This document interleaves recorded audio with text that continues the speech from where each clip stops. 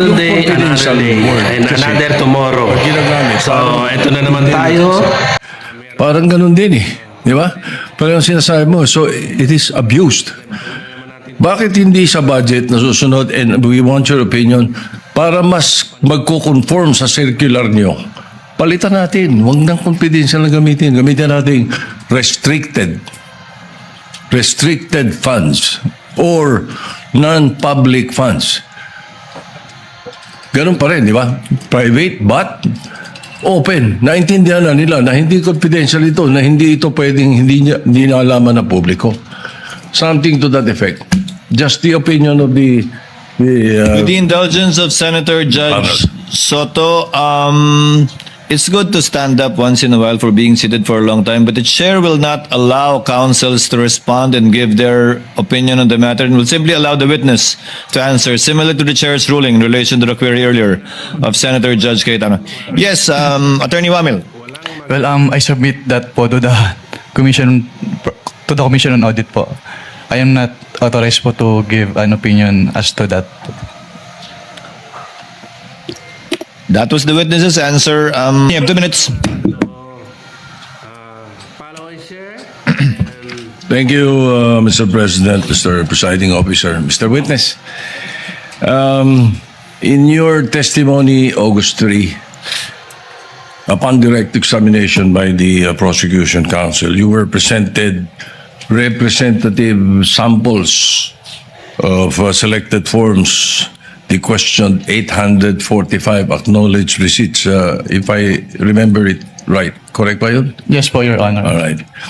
Sinabi nyo na kayo ay gumawa ng observations doon sa mga acknowledgement receipts nito, kung saan ilan dito ay pinagagamitan ng confidential funds ay hindi naaayon sa Joint Circular 2015-01.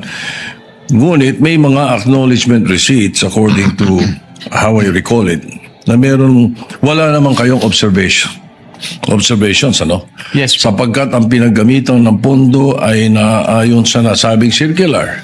Tama ba? Yes po, Your Honor. Alright. Halimbawa, yung acknowledgement receipt ni Mary Grace Mary Grace Piatos na 70,000 for medicine, walang supporting documents.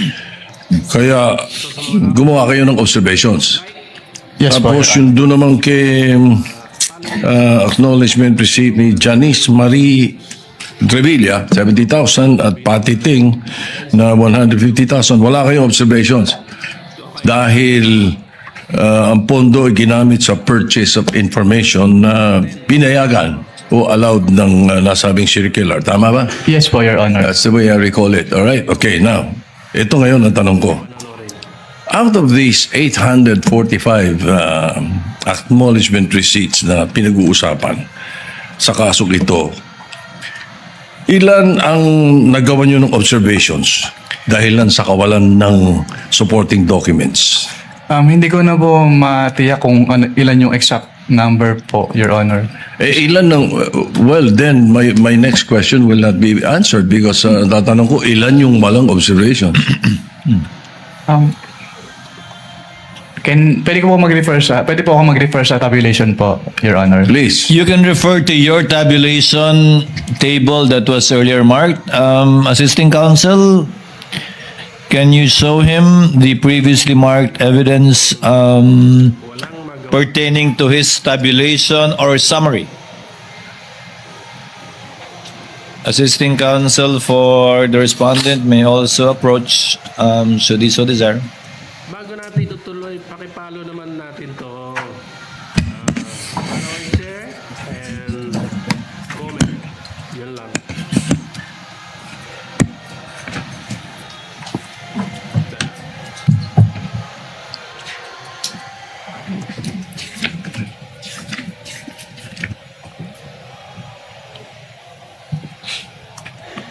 Your Honor, I'll have to count po since wala pong summary dito. What do you mean? You have to count. The 845. Yes po, Your Honor. Wala kang percentage man lang. Since personal notes ko lang po ito, Your Honor, raw tabulation lang po siya. So you would not have a... Gano'ng katagal nga abutin niya kung bibilangin mo?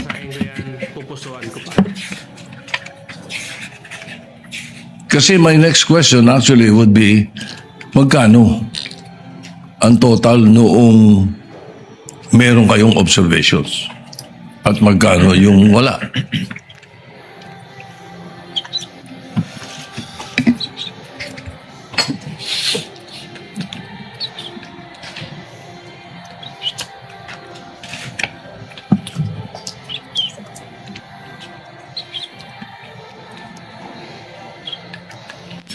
So sa mga nakapanood, like, share, and comment. Follow nyo na rin ako.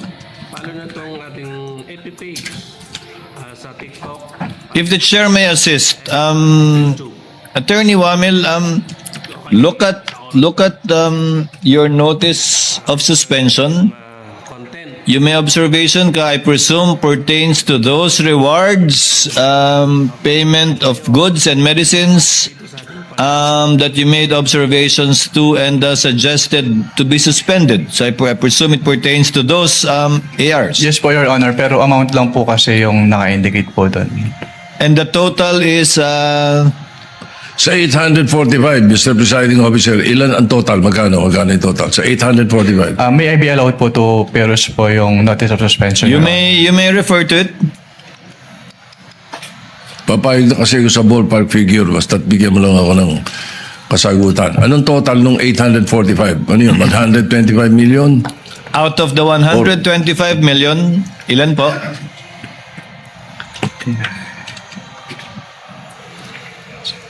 So, wala ba talagang magawa, di ba?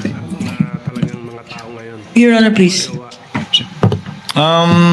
Let's wait for the witness counsel to answer. He's referring to your marked exhibit, the notice of suspension.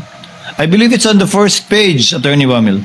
Bago natin ituloy, pakipalo. Sa first page po, with respect to the payment of rewards po, 59,787,000 pesos po, Your Honor.